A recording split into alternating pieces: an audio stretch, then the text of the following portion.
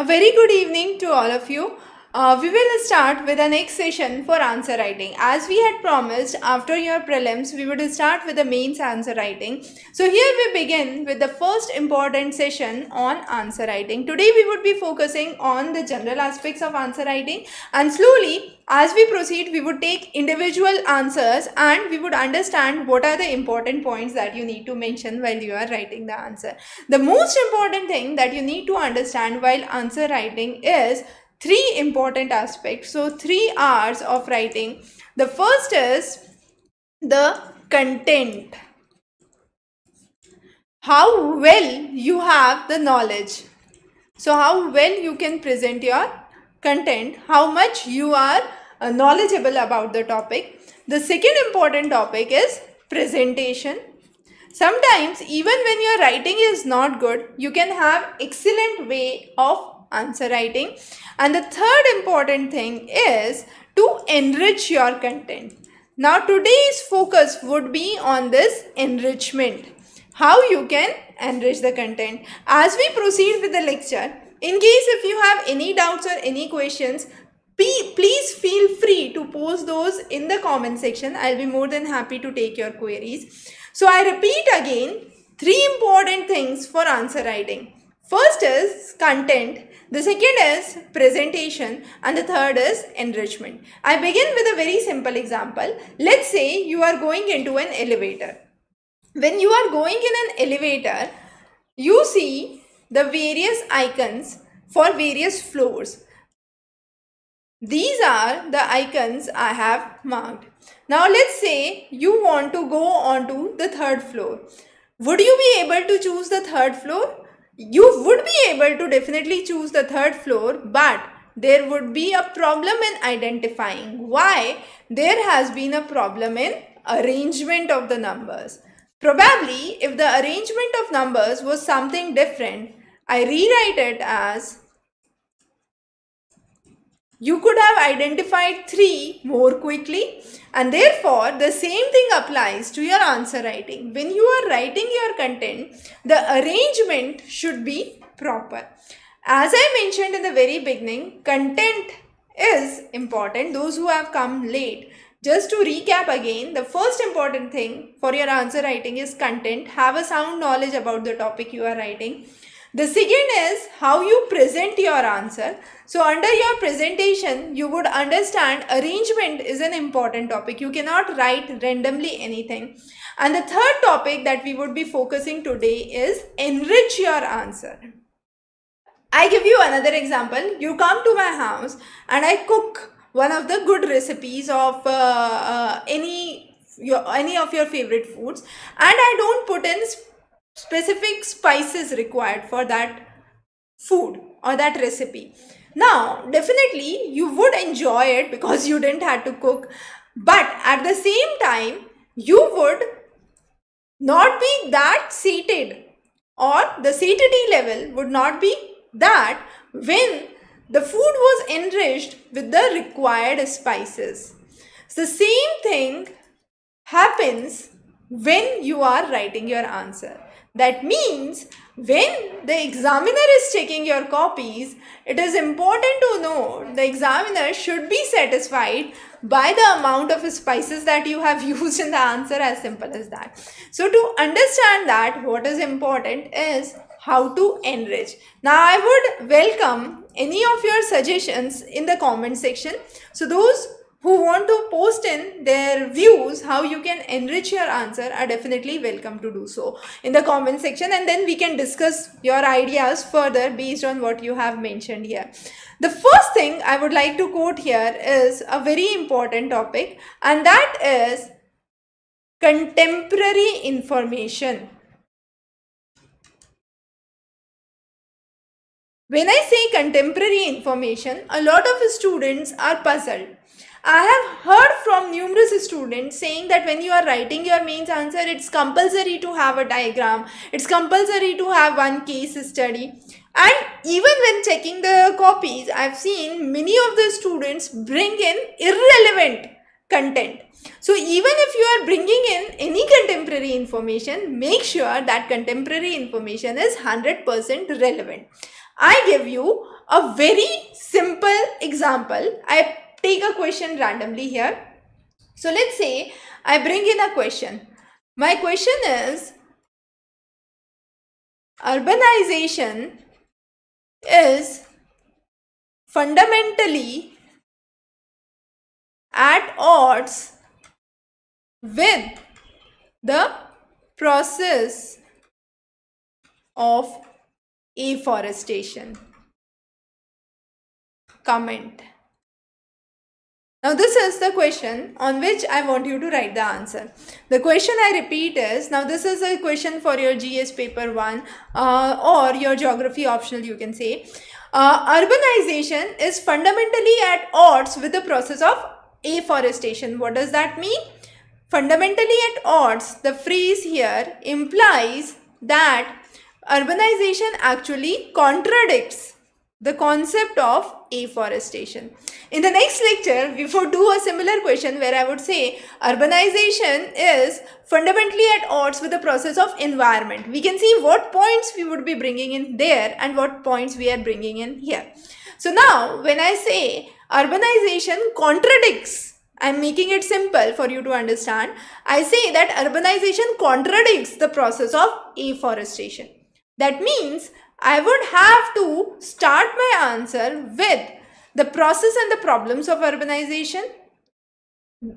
The second important thing would be the impact on afforestation. And the third important thing would be how the mitigation could be done or how the restoration could be done. Clear? How do we start the answer? Now, when I say content, you might be familiar with all good examples. When I say the presentation, we have understood the structure. So you would be able to present your answer in this structure. Now, when I talk about what our today's theme is enrichment of the answer. What you would do when you have to enrich this answer. When you have to enrich this answer, you have to focus on the important aspects. One important aspect is I can bring in statistically significant figures. When I say statistically significant figures means I can bring in the data such that the pace of urbanization and how does it affects the afforestation. With increasing urbanization, what has been the impact onto the forest area in the urban regions. Then the second important thing I can bring is the restoration methods which are used nationally and internationally. I take a very simple example here. My example to pinpoint here would be, let's say, Miyawaki method built by the professor Miyawaki Akira, and he was a professor from Yokohama National State University. Now Miyawaki Akira, the professor from Japan, brought this concept of mini forest in urban area. Mini forest in urban area, what does that imply? The idea was to boost indigenous local species. And what he used was the secondary rural area or the Satoyama method, as has been discussed. We can go into more details of Miyawaki method in a separate class, but just to have an idea, he focused on bringing in indigenous crops in the urban area, and this is also called as the potted seedling method. So under this potted seedling method, the best seedlings are brought to the urban area. Those are unique to that region and could be established in this region. Now, with this Miyawaki Akira method, the method brought by Miyawaki Akira, which is the Miyawaki method, the local area in the urban region saw numerous crops which got flourished in a specific region. Another important thing that we can bring in the same question is the problem of concretization. Recently, if you have read one of the articles, it focuses on trees falling in Delhi. Trees falling in Delhi, and one of the researchers has brought into account the main reason responsible for this is concretization around the trees. So if this is a tree and it is being sought by the concrete layers, then the roots won't be able to get ample nutrients and water supply, and as a result the tree could quickly fall. in the adverse situation. So concretization is another important thing. Even if we are planning for afforestation in the urban area, either we would have to demarcate specific areas where mini forest could be developed. A good method to develop mini forest with indigenously important species, Miyawaki method can be one of the methods that could be used. There can be pruning. The various methods of pruning are also used in order to protect and grow the crops. The second important method that we would understand is to make sure that the crops or the trees are not concretized. That means at least around the tree there is 1 or 2 meters of girth or few region which is left unconcreted, so that would allow the percolation of the water and would ensure healthy growth of the tree and the roots of the tree to grow better. So that's another aspect that could be introduced. The third important aspect in our urban area is the vertical tree cropping. When I say vertical tree cropping, what does that mean? Even when there are various floors of the building and the space is not high, the plantations could be done on the vertical. So we call it as the vertical forestry, or also the rooftop plantation could be another method to bring in the increase in the green cover. Now note, the points that we are taking here could be very different from the other question. The question that we are discussing right now is urbanization is fundamentally at odds with the process of afforestation comment. Now that means urbanization contradicts the process of afforestation. So what could be the methods for restoration of urban areas and forests in the urban areas primarily has to be discussed. Now the same question, if I twist the language of it and I say urbanization is fundamentally at odds with the process or with the environment, what does that mean? In that case, I would discuss that urbanization contradicts the process or the impacts on environment. So here, what would be our focus? Our focus would not just be afforestation. Definitely that would be one of the reasons that we would understand, but we would also talk about green technologies. We would talk about existing technologies, reduction in the existing or the polluting technologies, how green technologies could be built, the impact of renewable sources, and how environment could be conserved because of the renewable sources would be taken into example. So when I am focusing on this question, in that case I would focus on green technologies. So I would include all technologies which would support the environment. Now again, there is a debatable issue. When, let's say, in green technology you are mentioning, let's say, electric vehicles. Electric vehicles is a good example to mention that we are going green. But at the same time, what these electric vehicles are using? Electric vehicles are using, let's say, lithium batteries, where the lithium mining is done. What is the impact onto the environment at that location? It is seen that in the regions of United States, the rhyolite belt, the Nevada belt, there is a 10-kilometer stretch where a lot of lithium mining is done. But as a result of that lithium mining, what happens is some of the species which are native to that region, are at threat. So when the species of that native region are at threat, that means we need to have more protection to the species. Then again, when we are putting this point into account that electric vehicles are one of the green technologies, we also need to bring into account or highlight that when we are mining the products for those green technology, that mining is also affecting the environment. We can also bring into account the conventions, the protocols, the Rio summit. We can talk about Stockholm 50. We can focus on the Kyoto protocol. So those are some of the important things that we need to mention. But at the same time, when the question was focusing only on environment, we would focus only on the schemes which pertain to afforestation and environmental preservation. So there is a fine difference between the two things. You need to be very very vigilant when you are answering your questions. There is a question from Abhishek for Hindi, right, Abhishek, the Hindi lectures are available at our other channel, which is Examrace Hindi, and those looking for science lectures for NEET and JEE, those are available at our other YouTube channel, which is Doorstep Tutor. So any of these channels you can go, and specific topics if you want to study, that is on YouTube test prep channel. So all of these 4 channels you can refer for the relevant content that you require. In case still if you have any questions or queries, you can feel free to connect back with our team, and they would be more than happy to assist you. So that's one of the things that we need to understand here. Also, what you need to focus while you are talking about enrichment is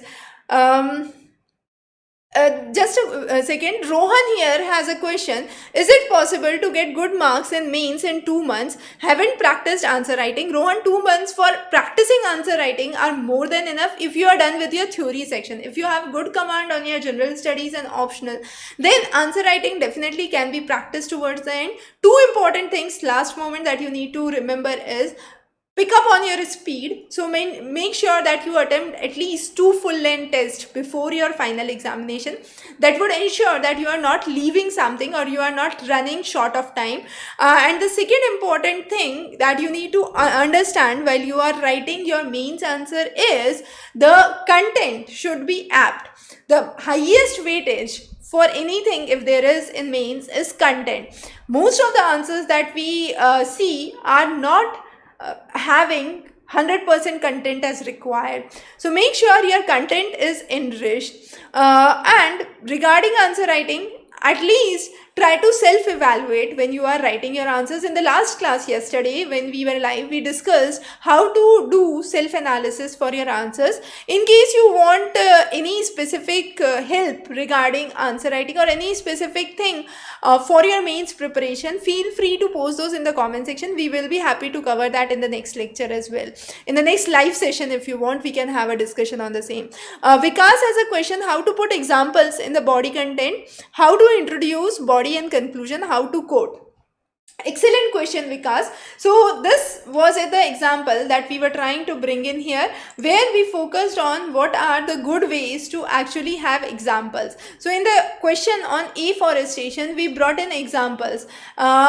When we were talking about examples, we talked about different forestry techniques that could be adopted: agroforestry, social forestry, Miyawaki method, then rooftop plantation, vertical gardens. So all those are the ways through which green cover can be improved in the urban area. And with rising number of people moving to the urban area, we need to ensure that green cover is high, because forests are one of the storehouses for oxygen, and also important for sequestration of carbon. They actually absorb the carbon well. So those are the things that you have to mention in the very beginning. When it comes to the body, you would cite down the examples for concretization, for Miyawaki method, social forestry, agroforestry as some of the examples. And how to quote. Now, how to quote, a good example is, let's say if you are focusing on Miyawaki method, then you can frame down a line by Miyawaki Akira, who was the professor and who gave this concept of Miyawaki method, and state that how Satoyama or the secondary rural areas have developed and the indigenous forest could be brought, how they had worked on the China quipine or the oak as one of the major species that could be grown in the urban area, or something like that. And you can also statistically significant data can be quoted there. So that is how you include the quotations or the things in the answer writing. Naseem has a question: whenever I started writing, I get stuck and it takes more time to write answers. How to cope up with this issue, like time management, good content within a stipulated time? So Naseem, a good way I would recommend again is to pick up any topic, write on that topic. Now, once you write on that topic, just go back and read the content after you have written it. Now, after you have written it, when you read the content again, you would get an insight about what are the important things. Plant milking, for example, is one of the another techniques which can be used, where the roots are left into the air, and that was with the aim where nutrients could be sprayed and more content could be absorbed for afforestation to improve. So that's one of the new techniques of plant milking which is recently introduced. So these are some of the ways that could be brought in your answer writing. Now when you are struck with the answer writing, there are primarily two reasons. First is lack of content, lack of knowledge. As I have seen across most of the answers, I am not sure what exact problem you are facing, but when I am reviewing the answers for mains, I find this as one of the most important problems that students face, that is that they are not able to understand the right content to be put in the right answer, and that's one of the reasons we run short of time. So if you are sound in your content, sound in your subject, then there is no reason you would run short of time. Don't get afraid of mains answer writing. You have been writing your answers for your board exams, 10th board, 12th board, and this is no different for your college examinations. So if the same student can secure 90% and more in the board examination, why can't they do so in their mains examination? It does not change a lot that of 90% student just land up with 50% marks in your mains. There is no reason for the same. Understand, it has to be a good presentation and good content. Now again, mains is predictable. You know broadly what are the topics that would come, 20 questions that you have to attempt, so you very well know what are the kind of questions that would be asked in the question paper. Since the mains paper is more predictable, you can have more intensive preparation. For prelims, you require an extensive preparation, read a lot of content, world geography, world history, but for mains, everything is mainly confined to India except the portion on international relations. So when it is mainly confined to India, you can have intensive in-depth study. For example, few of the topics to jot down is food security, extremely important topic, 100% a predictable question. Inflation and recession, another extremely important topic, 100% a question for your upcoming examination. Means 100% means, yeah, it's highly probable. Okay, so don't go by the word 100%, but yes, poverty, another extremely important topic for your upcoming examination. Now once you know these are the important topics, you can have certain statistics, certain facts and figures associated with these topics ready at fingers. Now when this data is ready at fingers, you can enrich your answers. A lot of students also question that can we go by the model answers. Going to the model answers is a good way because you understand the broad outline, what to include in your answer, but make sure you don't memorize the model answers. A lot of students do memorization of the model answers. They just learn the model answers and just vomit it out in the exam. No point, because that won't help you excel. That's something you would remain at a mediocre level or below the mediocre level. If you want to excel in your answer writing, you need to have your own unique content, and that would come only through deeper insight into the topics, right? Selvaraj has a question, how many pages you need to write for a 10 to 12 mark question? Around 2 pages is what you need to understand here. Because no need to manage the word limits. The space that is given, just manage that. Don't count on to the words. That's the two different things that I'm saying. Students usually start counting. Okay, 5 words in a line, 20 lines written, so 500 words done. No need to do that. If you have 2 pages, make sure that your content fits in 2 pages.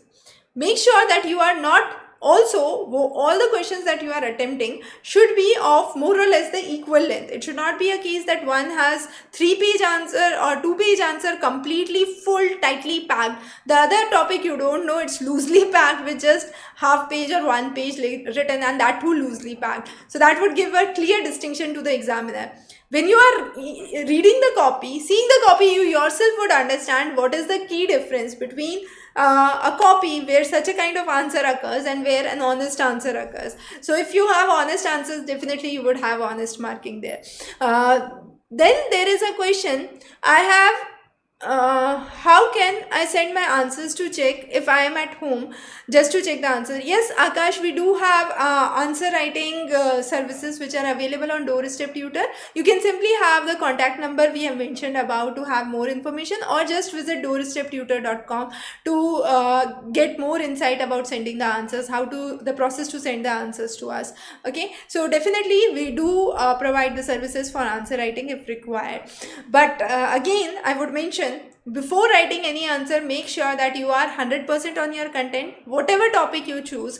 Also, you are free to choose your topic to send us the sample for answer writing for evaluation. So make sure you can choose any of the topics you want to write on to send the answers, and the topics that we have provided could also be taken into account. It's totally onto your discretion, right? So those were some of the topics for discussion. Just ending on the session for today. We would be meeting live soon, and we are also starting a new series, Term of the Day, where we would be bringing in either shorts or 1 or 2 minute videos focusing on important topics which would be highly important for your next prelims as well. So stay tuned for many updates from our side for preparation. Wish you a very good luck. Doorstep tutor registration, Thirumalesh has a question. You can simply go on to the course, select the course, and proceed to the checkout process, and then you can actually register to the course. We have provided the helpline number 999-800-8851. You can call our technical helpline if you have any issues, or if you have any issues regarding the process. Have a wonderful day ahead. Thanks a lot for joining in.